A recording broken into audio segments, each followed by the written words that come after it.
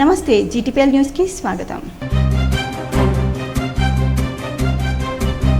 రాజన్న సిరిసిల్ల జిల్లాలో పలు rice మిల్లులను Vemulawada MLA ప్రభుత్వైపు ఆది శ్రీనివాస్ ఆకస్మికంగా తనిఖీ చేశారు. వేములవాడ పరిధిలోని పలు రైస్ మిల్లులను సందర్శించి ధాన్యం కొనుగోలు మిల్లింగ్ ప్రక్రియపై క్షేత్రస్థాయిలో పరిశీలించారు.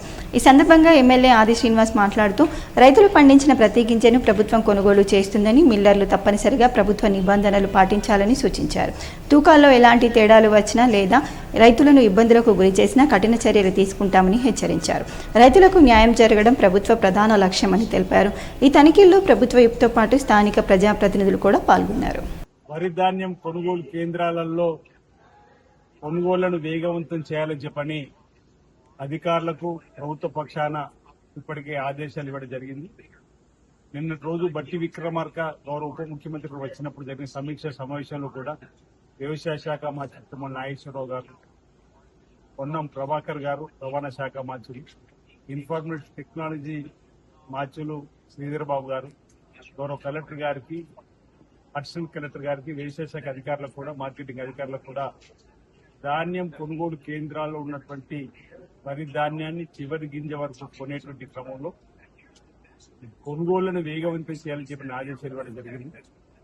నిన్నటి నుంచి అన్ని రాజన్న సిరిసిల్ల జిల్లా వ్యాప్తంగా కూడా కొనుగోలు కేంద్రాలలో ఇంచుమించు 300 పైసలకు లారీలు తిరుగుతున్నాయని చెప్పి లెక్క వచ్చిన సందర్భంలో ఇంకా అదనంగా లారీలను తెప్పించే కార్యక్రమంతో పాటు వ్యాన్లను కూడా ఆయా ప్రాంతాలు ఉన్నటువంటి వాడుకోవాలని, ఆయా ప్రాంతాల్లో మిల్లర్లకు దగ్గర ఉన్నటువంటి కొనుగోలు కేంద్రాలు గ్రామాలలో ఉంటే కూడా ట్రాక్టర్లను కూడా అవసరమైతే వాడుకోవాలని చెప్పిన ఒక ఆలోచన తీసుకొని వచ్చింది. అంటే రైతుకు ఎలాంటి ఇబ్బంది తలెత్తకూడదని చెప్పి, రైతుకు ఎలాంటి ఇబ్బంది చేయకూడదని చెప్పినటువంటి కార్యక్రమాన్ని చేసేటువంటి సందర్భాన్ని ఈ రాష్ట్ర ప్రభుత్వం ప్రత్యేకంగా చొరవ తీసుకుందని మాట చెప్తుంది. పౌర సరఫరాల శాఖ మంత్రి ఉత్తమ్ కుమార్ రెడ్డి గారు కూడా వెంటనే ప్రాంతంలో ఉన్నటువంటి సమస్యలు కూడా తెలుసుకునేటువంటి పరిస్థితులలో వారు కూడా తమ ఆదేశాలు ఇస్తున్న సందర్భం. ఈ రోజు మేము ఇక్కడ ఉన్నటువంటి రైతుల పక్షాన మార్కెట్ కమిటీ చైర్మన్, ఇతర ప్రజాప్రతినిధులు అందరూ కూడా ఈ ప్రాంతంలో ఉన్నటువంటి రైస్ మిల్లర్ను సందర్శించి వారికి సంబంధించిన బాధలు ఏమైనా ఉంటే కూడా ప్రభుత్వ పక్షాన్ని తీర్చేటువంటి ప్రయత్నం చేస్తుంది. వచ్చినటువంటి లారీలను, వ్యాన్లు, ధాన్యం దిగుమతిని వేగవంతంగా చేయాలని చెప్పని వెంటనే ఆ లారీను ఖాళీ చేసేటట్టు మళ్లీ కొనుగోలు కేంద్రాలకు వెళ్ళి తీసుకురావడానికి అవకాశం ఉంటుందని చెప్పని మరి వారికి చెప్పడం జరిగింది. వారికి కొన్ని సమస్యలు అయితే వాటిని కూడా ప్రభుత్వం తీసుకుని పోతామని చెప్పడం జరిగింది. ఈ రైస్ మిల్లులకు సంబంధించినటువంటి వారు కూడా వచ్చిన లారీలు వారు కూడా లేబర్ను అత్యధికంగా పెట్టుకొని వెంటనే దిగుమతి చేసి ఆ లారీలు మళ్లీ కొనుగోలు కేంద్రాలకు పంపించే విధంగా సహకారం అందించాలని చెప్పి రైస్ మిల్లర్లు కూడా చెప్పడం జరిగింది. ఈ రోజు సాయంత్రం కూడా జిల్లా కలెక్టర్ గారి కార్యాలయంలో సంబంధిత ప్రోటోకాల్ అధికారులు డిఎస్ఓ, డిసిఓ, ఫ్యాక్స్ సంబంధించిన డిఆర్డిఓ, డిఎం, కలెక్టర్ గారు, అడిషనల్ కలెక్టర్ గారు, సంబంధిత లారీకి సంబంధించిన యజమానులు, రైస్ మిల్కి సంబంధించిన యజమానులకు సంబంధించిన అందరితో కూడా ఒక సమీక్ష సమావేశాన్ని ఏర్పాటు చేసుకుని ధాన్యం కొనుగోలు కేంద్రాల్లో ఎలాంటి ఇబ్బందులు ఉన్నా వాటిని అధిగమించి రైతుకు ఇబ్బంది లేకుండా కొనుగోలు కేంద్రాలను వేగవంతం చేస్తూ వాటిని లారీల ద్వారా రైస్ మిల్లులకు దిగుమతి చేసే ప్రయత్నం చేస్తా ఉన్నాం.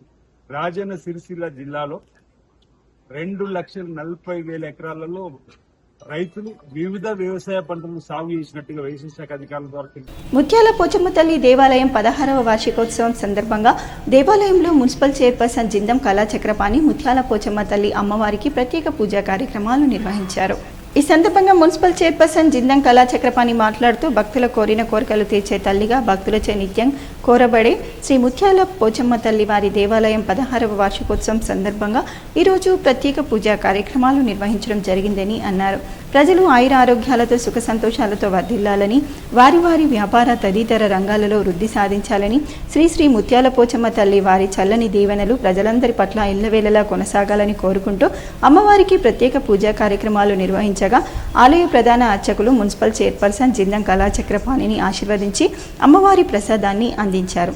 ఈ పూజా కార్యక్రమాల్లో మున్సిపల్ కౌన్సిలర్ సభ్యులు Srinivas, Bhagyalakshmi Devaraj, Shyamala Srinivas, Renuka Srinivas, Ramya Satyanarayana, urban bank director Sanjeev, Shankar, పుర ప్రముఖులు, భక్తులు పెద్ద సంఖ్యలో పాల్గొన్నారు. ఇసుక అక్రమ రవాణా అరికట్టేందుకు రాజన్న సిరిసిల్ల జిల్లా ఎల్లారెడ్డిపేట మండలంలో మైనింగ్ అధికారులు ముమ్మరంగా తనిఖీలు చేపట్టారు. క్షేత్రస్థాయిలో మైనింగ్ ఏడీ క్రాంతి కుమార్ స్వయంగా పర్యవేక్షించారు. ఆన్లైన్ పత్రాలను స్కాన్ చేసి ఇసుక రవాణా వివరాలు సరిచూశారు. నిబంధనల ప్రకారం కాకుండా అక్రమంగా ఇసుక తరలిస్తే కఠిన చర్యలు తప్పవని మైనింగ్ ఏడీ హెచ్చరించారు. స్కానింగ్ ప్రక్రియ ద్వారా క్షుణ్ణంగా రవాణా పత్రాల పరిశీలన చేశారు. అక్రమ దందాలకు అడ్డుకట్ట వేసేందుకే ఆకస్మిక తనిఖీలు నిర్వహిస్తున్నట్లు తెలిపారు.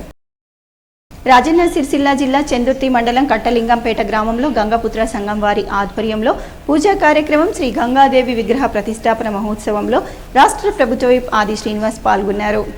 అమ్మవారిని దర్శించుకుని ప్రత్యేక పూజలు నిర్వహించారు. ఈ కార్యక్రమంలో సర్పంచ్ రమేష్, ఉప సర్పంచ్ దశరథ, మండలాధ్యక్షులు రామస్వామి, మాజీ జెడ్పీ సభ్యులు కుమార్, నాయకులు ప్రభాకర్, మల్లేశం, సత్యం, నరేష్, పరశురాములు, రాజు, రవీందర్, రామచంద్రం, కాంగ్రెస్ పార్టీ నాయకులు పాల్గొన్నారు.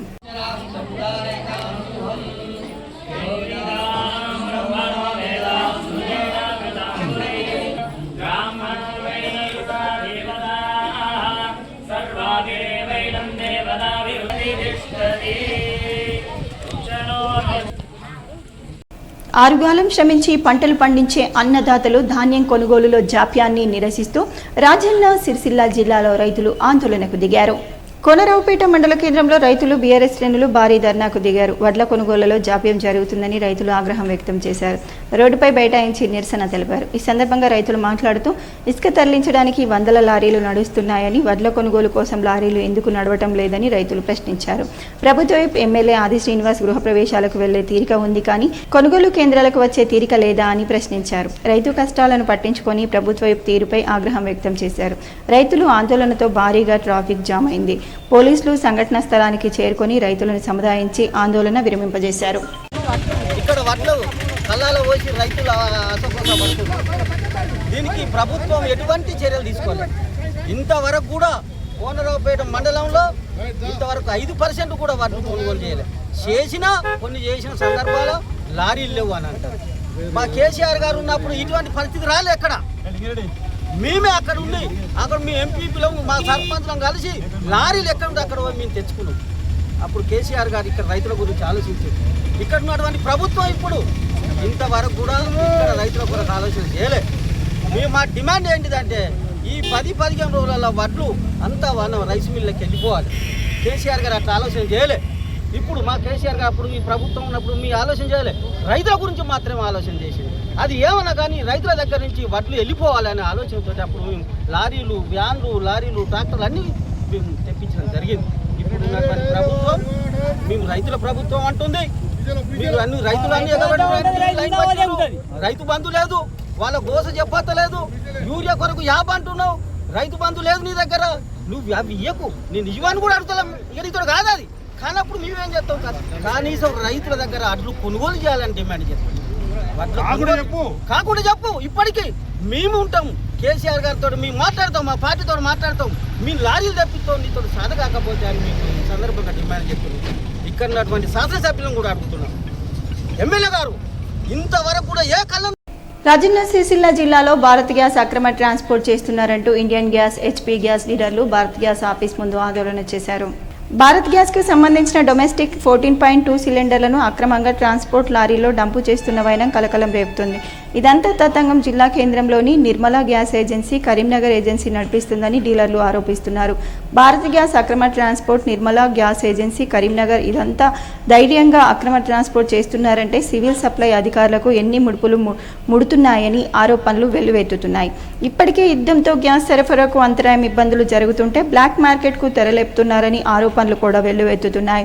Government of India ministry of petroleum and natural gas 2018లో జీవో ప్రకారం ఎక్స్టెన్షన్ కౌంటర్లు తెలంగాణలో క్లోజ్ చేస్తూ కస్టమర్లను వేరే గ్యాస్ ఏజెంట్లకు సరఫరా చేయాలని, నిర్మలా గ్యాస్ ఏజెన్సీ అక్రమ ట్రాన్స్పోర్ట్పై, గ్యాస్ నిల్వలపై సివిల్ సప్లై అధికారులు చర్యలు తీసుకొని సీజ్ చేయాలని డీలర్లు, స్థానికులు డిమాండ్ చేస్తున్నారు. ఐకేపీ కేంద్రాలలో రైతులు వరి ధాన్యాన్ని కొనుగోలు చేయడంలో ప్రభుత్వం ఘోరంగా విఫలమవుతుందని, నెల రోజుల పాటు ఎండలో ఎండుతూ చిన్న చినుకుల తాకిడికి ధాన్యం భద్రపరచుకోవడానికి రైతులు నానా పాట్లు పడాల్సి వస్తుందని, తక్షణమే ప్రభుత్వం పూర్తి స్థాయి కొనుగోలు చేపట్టాలని సిపిఎం రాష్ట్ర కమిటీ సభ్యులు టి స్కైలాబ్ బాబు ప్రభుత్వాన్ని డిమాండ్ చేశారు. ఈ సందర్భంగా ఆయన మాట్లాడుతూ ప్రభుత్వం ధాన్యం కొనుగోలు కోసం యాప్ ప్రకటించిందని దానివల్ల ఏ ఉపయోగం లేదని అన్నారు. తరుగు పేరిట రైతులను దోపిడీకి గురి చేయవద్దునని తెలిపారు. 2,389 రూపాయల నుండి 1,700కు క్వింటా చొప్పున వడ్డీకి పావుసేరు రైతాంగం అమ్ముకోవాల్సి దుస్థితికి ప్రభుత్వం నెట్టేస్తుందని అన్నారు. మాది ప్రజాప్రభుత్వం, రైతు సంక్షేమ ప్రభుత్వం అని రోజు ప్రగల్భాలు పలికే రేవంత్ రెడ్డి సర్కార్ ఐకేపీ కేంద్రాలలో పర్యటించాలని అన్నారు. రైతుల పాటలు అర్థం కావాలంటే ఏసీ గదిలో నుండి ఐకేపీ కేంద్రాలకు రావాలని డిమాండ్ చేశారు. మే 11న సిపిఎం రాష్ట్ర కమిటీ పిలుపులో భాగంగా ధాన్యం కొనుగోలుపై జిల్లా కలెక్టరేట్ వద్ద ధర్నాలు చేపడతామని చెప్పారు. ఐకేపీ కేంద్రాల్లో రైతులు పడుతున్నటువంటి ఇబ్బందులు వాళ్ళ దృష్టికి రావాలి అని చెప్పేసి మీరు ప్రత్యక్షంగా ప్రజాక్షేత్రంలోకి రండి. మీరు వేదికల మీద లేకపోతే ప్రెస్ మీట్లలో మాది రైతు ప్రభుత్వం, ప్రజాప్రభుత్వం అంటే కుదరదు. రైతుల యొక్క కష్టాలను నేరుగా రావాలంటే ఐకేపీ కేంద్రాల్లో ఎంత ఇబ్బందులు పడుతున్నారో రైతులు మీకు అర్థమయ్యేటువంటి అవకాశం ఉంటుందని చెప్పేసి డిమాండ్ చేస్తున్నాం. రాష్ట్ర ముఖ్యమంత్రి గారు తక్షణమే జోక్యం చేసుకొని ఐకేపీ కేంద్రాల్లో రైతుల యొక్క ధాన్యాన్ని వెంటనే కొనుగోలు చేయాలని చెప్పి సిపిఎం పార్టీ డిమాండ్ చేస్తుంది. ఇప్పటికే సిపిఎం రాష్ట్ర కమిటీ కార్యదర్శి గారు ముఖ్యమంత్రికి లేఖ పెట్టడం అనేటువంటి జరిగింది. దీని అనుసంధానంగానే సిపిఎం రాష్ట్ర కమిటీ మే 11వ తేదీన అన్ని జిల్లా కేంద్రాల్లో రైతాంగం పక్షాన వరి ధాన్యం కొనుగోలు చేయాలని డిమాండ్ చేస్తూ పెద్ద ఎత్తున రాష్ట్ర వ్యాప్తంగా అన్ని జిల్లా కలెక్టరేట్ల ముందు ధర్నాలకు పిలుపునివ్వడం జరిగింది. జిల్లాలో ఉన్నటువంటి రైతాంగం పెద్ద సంఖ్యలో పాల్గొని జయప్రదం చేయాలని చెప్పి సిపిఎం రాష్ట్ర కమిటీ తరఫున విజ్ఞప్తి చేస్తున్నాను. రాష్ట్రంలోని 7 జిల్లాల వస్త్ర పరిశ్రమలకు ప్రజాప్రభుత్వం కోటి ఇందిరా మహిళా శక్తి నూతన చీరల ఆర్డర్ను అందజేసిందని ప్రభుత్వ వేములవాడ ఎమ్మెల్యే ఆది శ్రీనివాస్ వెల్లడించారు.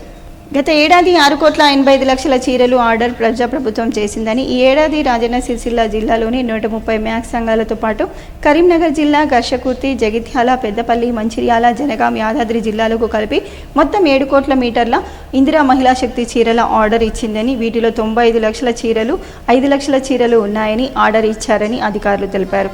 రాష్ట్రంలోని 7 జిల్లాల వస్త్ర పరిశ్రమకు ప్రజాప్రభుత్వం ఆధ్వర్యంలో మొత్తం కోటి చీరల ఆర్డర్ను అందజేసే కార్యక్రమాన్ని జిల్లా సమీకృత కార్యాలయాల సముదాయంలో బుధవారం చేనేత జౌళి శాఖ ఆధ్వర్యంలో నిర్వహించగా ముఖ్య అతిథులుగా ప్రభుత్వ వేములవాడ ఎమ్మెల్యే ఆది శ్రీనివాస్, చేనేత జౌళి శాఖ ప్రిన్సిపల్ సెక్రటరీ శైలజ రామయ్యర్, జిల్లా కలెక్టర్ గరిమా అగ్రవాల్ హాజరయ్యారు. ఈ సందర్భంగా నూతన రంగుల చీరలను ఆవిష్కరించారు. ప్రభుత్వ వేములవాడ ఎమ్మెల్యే ఆది శ్రీనివాస్ మాట్లాడుతూ 1 కోటి మంది మహిళలకు 1 కోటి చీరలు ఇవ్వాలనేదే ప్రజాప్రభుత్వ లక్ష్యమని స్పష్టం చేశారు.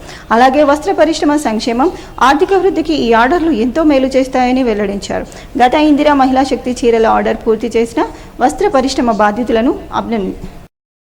ఈ వార్తలు ఇంతటితో సమాప్తం. తిరిగి వచ్చే బులెటిన్లో మళ్ళీ కలుద్దాం. అంతవరకు సెలవు. నమస్కారం.